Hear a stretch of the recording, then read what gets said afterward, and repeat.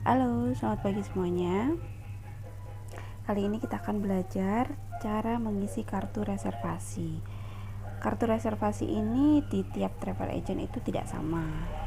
Ada yang bentuknya seperti ini, ada yang bentuknya seperti yang ada di buku kalian. Itu tergantung dari setiap travel agent yang dimiliki. Nah, kebetulan sekolah kalian punya form yang modelnya seperti ini. Nah, kalau kalian di sekolah itu diisinya secara manual. Jadi form-form ini sudah ada di lab kalian, tinggal nanti kalian ambil dan diisi. Tapi seiring perkembangan zaman, seharusnya ini diisi dengan diketik, kemudian di print. Nah, kartu reservasi ini diisinya sebelum kalian melakukan proses booking. Booking itu bisa dilakukan dengan 3 cara. Booking melalui web system, yaitu situs resmi dari maskapai penerbangan, contohnya www.lion-air.co.id atau www.garudaindonesia.co.id atau www.citylink.co.id. Itu adalah situs-situs yang dimiliki maskapai secara resmi. Atau kalian bisa melakukan booking itu melalui OTA. Salah satunya adalah yang kita miliki, Dharma Wisata Indonesia. Itu OTA itu adalah online travel agent. Jadi harus dibedakan ya antara OTA sama web resmi itu seperti apa.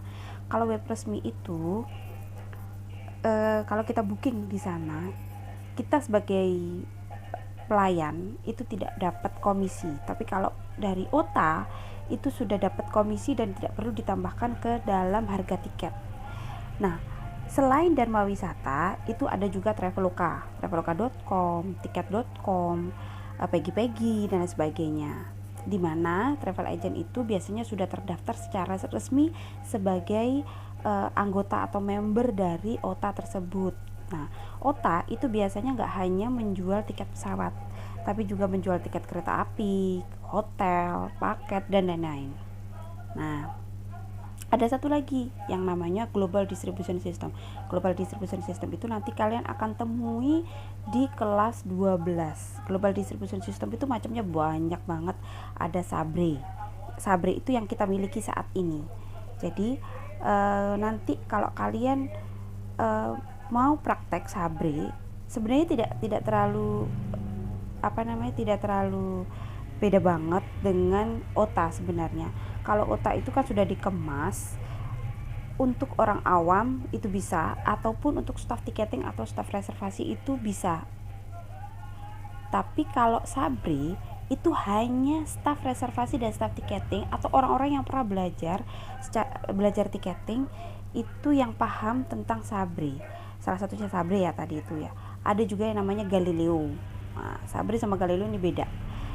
Ada juga yang namanya Amadeus. Nah, apa sih Bu bedanya OTA sama Global Distribution System? Nah, kalau OTA itu kan kalau kita mau ngeklik aja kata Surabaya, misalkan kita lupa 3 letter code, kita klik aja Surabaya itu udah keluar. Tapi kalau yang namanya Global Distribution System tuh nggak bisa kayak gitu. Kalau misalkan kita mau cari yang namanya Surabaya, itu nggak bisa kita ketik Surabaya kemudian keluar SUB, enggak seperti itu. Kita harus hafal yang namanya kode-kode. Nah, dari Global Distribution System itu nanti kalau mau booking atau apa nggak kayak OTA itu kan kalau misalkan diklik origin destination kemana. Nah, itu kalau Global Distribution nggak seperti itu. Kita harus hafal rumus-rumus yang harus dimasukkan. Salah format kita nggak akan nemu yang namanya apa yang kita inginkan tadi itu nggak akan keluar. Tapi kalau OTA itu kan terbantu sekali, meskipun orang awam nggak pernah belajar yang namanya ticketing itu bisa. Nah, sebelum kalian nanti booking itu kan biasanya si penumpang itu kan datang kemudian pesan, Mbak saya mau ke Jakarta, pilih maskapai ini dan sebagainya, terus tanggal keberangkatannya sekian dan sebagainya. Itu kalian nggak ditulis di kertas cuman ere-erean aja, enggak, tapi harus ditulis di reservation card seperti ini, modelnya seperti ini ya.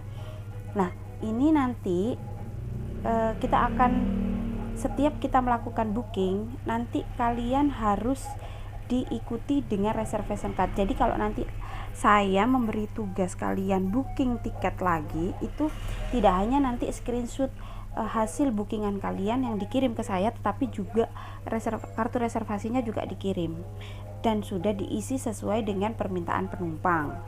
Nah, sekarang kita kembali lagi ke kartu reservasi. Kartu reservasi ini bentuknya seperti ini. Nah, ada juga yang kartu reservasi itu diiringi dengan hotel. Nah, tapi kebetulan yang kita punya hanya tiket pesawat saja. Nah, langsung aja ya, kalau untuk mengisinya kartu reservasi itu seperti apa sih? Nah, itu ini kan ada nama. Nama ini ditulis adalah nama penumpang. Nama penumpang ditulis harus dibalik. Apapun namanya itu harus dibalik. Ya. Kenapa kok dibalik? Karena yang di belakang itu kan biasanya nama marga atau nama keluarga. Kecuali namanya orang Indonesia ya. Orang Indonesia itu kan namanya, kalau misalkan nama-nama yang nama umum pada umumnya itu kan nggak perlu dibalik, tetapi kalau misalkan nama-nama Indonesia yang ada marganya itu kan biasanya dibalik itu. Nah, namanya misalkan ya, kayak kemarin itu kan contoh dari soal itu kan, misalkan kemarin Black Brown, Mr. Black Brown. Black Brown itu kan nama belakangnya adalah Brown. Brown itu taruhlah contohnya adalah nama keluarga. Jadi harus kita balik. Jadi Brown Black gitu ya. Nah, cara penulisannya seperti apa? Cara penulisannya adalah seperti ini. Nama belakang slash, nama depan spasi, jenis kelamin. Dan itu wajib seperti itu. Nama harus seperti itu. Contoh yang lain. Contoh yang lain adalah misalkan namanya batu bara taritis. Nah, itu harus dibalik. Harus dibalik. Jadi namanya misalkan taritis itu adalah nama marga misalkan. Nah, taritisnya harus di depan. Jadi taritis batubara spasi Mister. Ya, kita contohkan aja ya. Namanya yang kayak kemarin itu adalah kita contoh lain aja. Kita contoh lain, namanya Black Peter ya. Sebentar ya.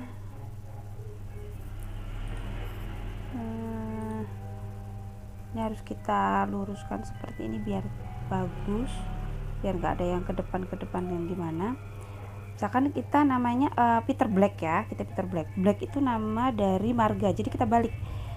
Jadi contoh soalnya adalah Mr. Peter Black itu melakukan sebuah perjalanan dari Surabaya menuju Jakarta. Contoh ya ini ya, dari Surabaya menuju Jakarta menggunakan Garuda, maskapai Garuda. Nah, itu kita balik. Namanya jadi seperti ini, harus dengan huruf balok, black ya, slash, wajib ada slashnya. Kalau nggak ada slashnya berarti itu salah. Slash Peter spasi. Nah, ini jenis kelaminnya apa? Jenis kelaminnya, karena ini laki-laki ya, jenis kelaminnya Mister. Tuh ya. Jadi namanya harus seperti ini, tidak boleh yang lain, harus wajib seperti ini. Oke. Nah, kemudian kalau misalkan laki-laki itu ada dua macam. Jenis kelaminnya ada dua macam. Anak laki-laki dengan laki-laki dewasa itu semuanya sama, namanya pakai Mister. Tapi kalau bayi itu pakai Master. Jadi kalau bayi ya, saya kasih contoh di sini. Untuk bayi laki-laki itu ditulisnya Master. Singkatannya adalah MSTR. Gak boleh yang lain-lain, gak boleh MASTER, gak boleh, harus MSTR. Oke. Kemudian untuk ibu untuk perempuan ya, untuk perempuan yang sudah menikah itu harus ditulis Miss, Mrs. Nah, seperti ini. Ya. Kalau untuk yang belum menikah itu harus ditulis Miss. Ya, Miss, maaf salah ya. Miss seperti ini. Dan untuk bayi itu ditulis seperti ini. Ya. Jangan lupa ini nanti ya. Udah, tiket number. Kebetulan ini kan belum di booking, jadi kan tiket nomornya belum keluar. Nah, kita kan biasanya memesan kemudian kan keluar itu nomor flightnya berapa, kelasnya apa, date-nya tanggal berapa. Stretch ini adalah ditulis origin destination-nya. Kemudian departure-nya dari jam berapa, arrival-nya itu tibanya di sana jam berapa. Untuk statusnya oke aja. Nah, contoh ya. Contoh kebetulan dia perjalanannya menuju Surabaya Jakarta. Surabaya Jakarta tanggal 31 Oktober contohnya ya. Surabaya Jakarta tanggal 31 Oktober pukul 7.00. Tiba di sana pukul 8.30. Nah, kebetulan plat numbernya itu adalah GA321. Kita tulis saja GA321. Kita cocokkan sesuai dengan jadwal penerbangannya. Ya. Kemudian untuk kelasnya kita cocokkan. Kelasnya seperti apa? Kita cocokkan. Kita samakan dengan yang ada di schedule-nya. Biasanya kalau misalkan kita nggak pakai sistem itu kan biasanya kita pakai timetable atau OAG. OAG adalah Official Airline Guide. Dua-duanya sama, yaitu jadwal penerbangan. Hanya saja bedanya kalau timetable itu biasanya dikeluarkan oleh salah satu maskapai penerbangan. Tapi kalau OAG itu semua maskapai nimbrung jadi satu di situ semua, ya. Untuk kelas itu kan ada 3 macam sebenarnya. Ada ekonomi, ada bisnis, dan ada first class. Tetapi dari ekonomi aja itu ada subclassesnya. Ada ekonomi discounted, ada ekonomi premium, ada ekonomi apa-apa, banyak banget. Itu bisa kalian buka di buku UEG kalian, ya. Kemudian, ini kebetulan kita kelasnya dia mintanya si Mr. Peter ini mintanya kelasnya ekonomi. Jadi kita tulis aja ekonomi, ya. Nah, kita tulis ekonomi kelas. Jangan ditulis ekonomi, tetapi harus ditulis dengan kodenya, ya. Kemudian dia berangkat tanggal berapa? Tanggal 31 Oktober. Kita tulis 31 Oktober. Penulisannya harus seperti ini, tidak boleh 31 OKT, nggak boleh.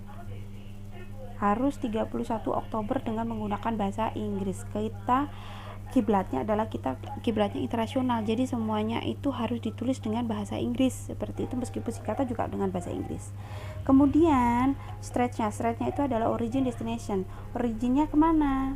Originnya dari mana? Originnya misalkan dari Surabaya. Kita tulis dari Surabaya. Bentar ya, ini biar nggak numpuk seperti ini.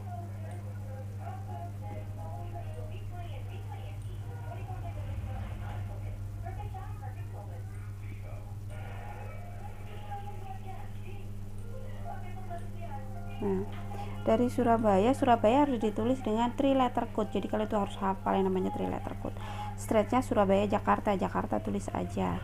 Boleh ditulis Jakarta seperti ini, boleh juga ditulis dengan nama airportnya.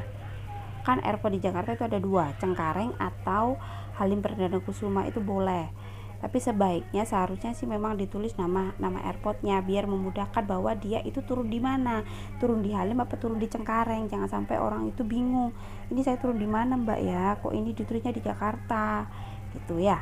Departure-nya dia berangkatnya jam 7.00, jadi tulis jam 7-nya jam 7.00 seperti ini. Dia tiba di sana jam 8.30. Jadi penerbangan dari Surabaya Jakarta biasanya itu 1,5 jam ya. Untuk statusnya kita klik saja oke gitu aja ya. Remark ini diisi apa sih Bu? Remark itu biasanya kita isi dengan permintaan khusus. Kalian kan sudah belajar itu yang namanya kemarin itu SSR, Special Service Requirement, sama OSI kan, OSI Other Service Information. Nah, kebetulan Special Service Requirement itu kan ada banyak. Ada yang dari jenis makanan aja dia kadang-kadang mintanya vegetarian meal, VGML, DBML, diabetic meal. Bu, apakah harus hafal itu semua? Ya iya, harus hafal itu semuanya. Kalau nggak hafal, nanti kalian nulisnya di sini pakai apa? Jadi di sini misalkan si Pak Peter ini ya, Mr. Peter ini kebetulan dia kok mintanya itu ada requestnya diabetic meal. Dia itu kan orangnya diabetik. Nah, jadi dia mintanya makanannya yang khusus untuk dia. Jadi jangan diberi gula, makanya dia dikasih DBML. Nah, itu mintanya. Nah, terus apa lagi Bu? Nah, kamu bisa tulis itu di sini remark-nya. Remark itu kan untuk pemberitahuan untuk petugas berikutnya barangkali nanti si Mr. Peter ini melakukan konfirmasi atau apa, itu kan tidak kamu layani, jadi mungkin dilayani oleh petugas lain. Nah kalau misalkan kamu nggak tulis seperti itu, nanti takutnya si petugas ini nggak tahu ini maksudnya apa, mintanya apa, kan nggak tahu. Jadi ini adalah remark itu adalah hal-hal yang diinginkan oleh penumpang atau hal-hal yang berhubungan dengan reservasinya. Contohnya juga adalah time limit. Time limit itu apa sih Bu? Time limit itu batas waktu dari si penumpang untuk membayar tiketnya. Nah biasanya kalau kayak Citylink itu biasanya waktunya 1 jam time limitnya 1 jam dari dia selesai booking, biasanya seperti itu. Kalau Lion itu tergantung, semakin dekat dia booking, semakin dekat dia berangkatnya, itu time limitnya semakin mepet. Itu biasanya kalau misalkan jauh-jauh hari, kalau kita booking Lion itu biasanya jauh-jauh hari, itu biasanya ya jauh juga gitu, biasanya 2 atau 3 harian gitu. Taruhlah misalkan time limitnya, tapi nanti ya kalau misalkan kalian sudah praktek beneran, misalkan praktek di Actify atau praktek usahakan jangan mepet. Misalkan ya kayak time limitnya si Citylink, sebenarnya time limit Citylink itu nggak 1 jam loh, sebenarnya itu 2 jam. Cuman kalau misalkan kalian bilang misalkan 1 jam, misalkan kalau kalian bilang itu 2 jam, itu kan takutnya si penumpang itu ngepres 2 jam. Nah kalau dia datangnya itu ya kalau sebelum time limitnya habis, kalau datangnya itu sesudah time limitnya habis, padahal cuman beda 5 menit, tiketnya kan angus. Kalau angus ya, kalau berubah harganya jadi lebih murah, kalau misalnya lebih mahal dia marah-marah. Makanya untuk mengantisipasi seperti itu, Citylink itu kasih tahu waktunya adalah cuma 1 jam aja, jangan banyak-banyak. Kalau misalkan dia bookingnya jam 10 pagi, bilang aja time limitnya jam 11, jangan jam 12, bahaya. Daripada kamu nanti dimarahin atau bagaimana, mendingan kasih taunya 1 jam setelah kamu booking, itu aja ya. Tapi kalau misalkan Lion Air gimana Bu? Kalau Lion Air itu kan biasanya dia ada tanggal, kemudian ada waktunya jam berapa. Misalkan tanggalnya sekarang tanggal 29, misalkan tanggalnya tanggal 30 jam 12 siang. Jangan bilang tanggal 30 jam 12 siang. Bilang aja, Mbak, besok time limitnya itu sampai jam 10 gitu aja. Jangan jam 12. Karena apa? Nanti takutnya si penumpang itu datangnya mepet-mepet. Nah, kalau nanti datangnya mepet-mepet seperti itu kan enggak sebentar ya ini ya.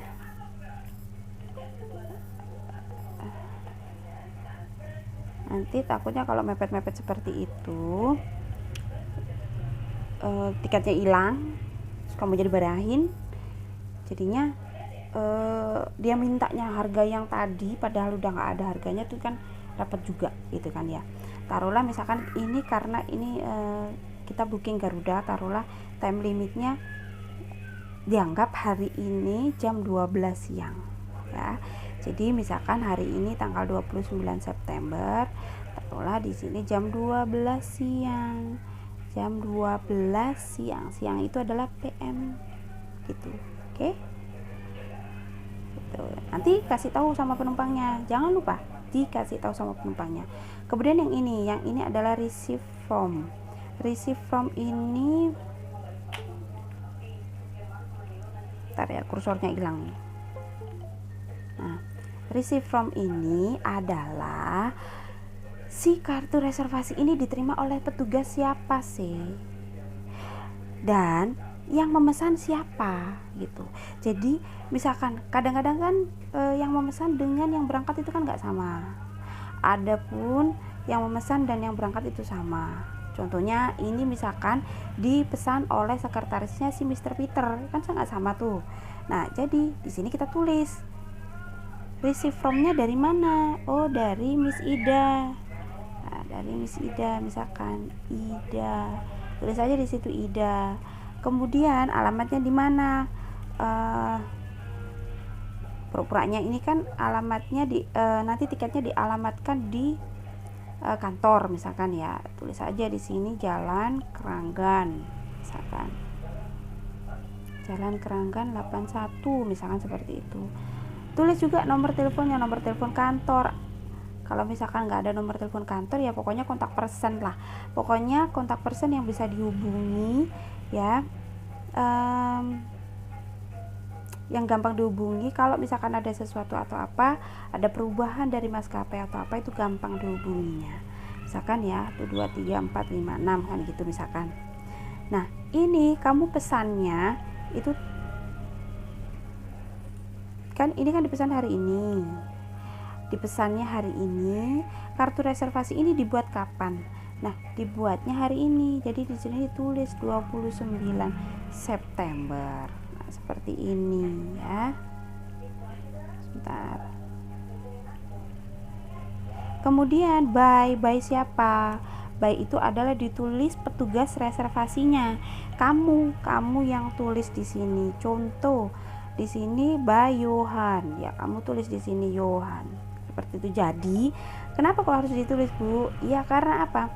Kalau seandainya misalkan si Mr. Peter ini melakukan konfirmasi ulang atau bagaimana, itu kan tahu nih, misalkan kalau ada kesalahan atau apa, berarti yang salah mungkin si Yohan ini salah untuk melakukan entry di kartu reservasi kan, jadi bisa dilihat, oh ternyata ini Yohan. Jadi kan nanti si petugas yang lain itu kan bisa konfirmasi sama Yohan, Yohan ini nih gimana, bener apa enggak, kayak gini nih gitu kan.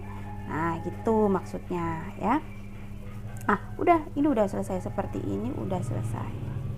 Nah ini ditulis nggak, Bu? Nggak usah, ini juga nggak usah ditulis ya.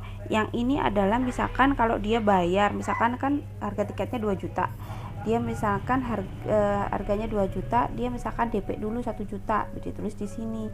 Lah kalau ini ditulis untuk orang-orang bagian keuangan, supaya apa, nanti kalau misalkan apa namanya, untuk arsip dan sebagainya itu ditulisnya di sini. Nah kemudian tiket numbernya, kita tulis tiket numbernya. Kalau misalkan apa namanya, Garuda itu kan biasanya kode Garuda itu kan 126. Nah kalau Garuda kan 126, jadi kita tulis aja 126, misalkan sekian seperti itu ya kan, contohnya seperti ini. Nah ini kan ada nih tiket Garuda seperti ini, saya perbesar dulu ya. Nah elektronik tiket number. Nah, ini kan di sini ini kan tertulis 1262458301927. Ini adalah tiket nomornya dari apa namanya, Garuda. Jadi yang depan 126 ini adalah kode dari maskapai. Jadi nggak bisa diganggu gugat. Ini adalah 3 digit di depan, ini adalah kode maskapai. Nah, contohnya seperti ini. Nah, kalau nanti kalian praktek itu ya, kalau praktek itu nanti yang 3 digit belakang ini bisa diisi dengan nomor absen kalian. Kan kalian nggak sampai isut. Tiket number itu keluar kalau misalkan si bookingan itu diisut. Tapi kalau misalkan nggak diisut, itu kan nomor tiketnya nggak keluar. Nah jadi untuk mengantisipasi gimana-gimananya ya, kita tulis aja 126624580 8301. Kalau nomor absennya 1 berarti 001 gitu ya. Nah kalau seandainya tiketnya lain adalah ini, nomor tiketnya seperti ini. Jadi kalau tiketnya lain, depannya harus 990, nanti baru belakangnya diganti dengan 3 digit terakhir adalah nomor absen kalian. Kalau nomor absen kalian 35 ya jadi 035 gitu aja ya. Nah sebentar, kita balik lagi nih. Nah reservation cardnya seperti ini. Kalau sudah seperti ini, kalian bisa lanjut ke bookingan kalian. Nah ini nanti kalau kalian praktek itu harus ada ini dan bookingannya seperti itu, oke? Kalau ada yang ditanyakan silahkan tanyakan di grup aja, nggak usah malu-malu, tanyakan aja langkah-langkahnya seperti apa. Ini kok masih kurang paham, Bu, ini masih bagaimana, Bu, itu tanyakan aja ya. Oke, terima kasih.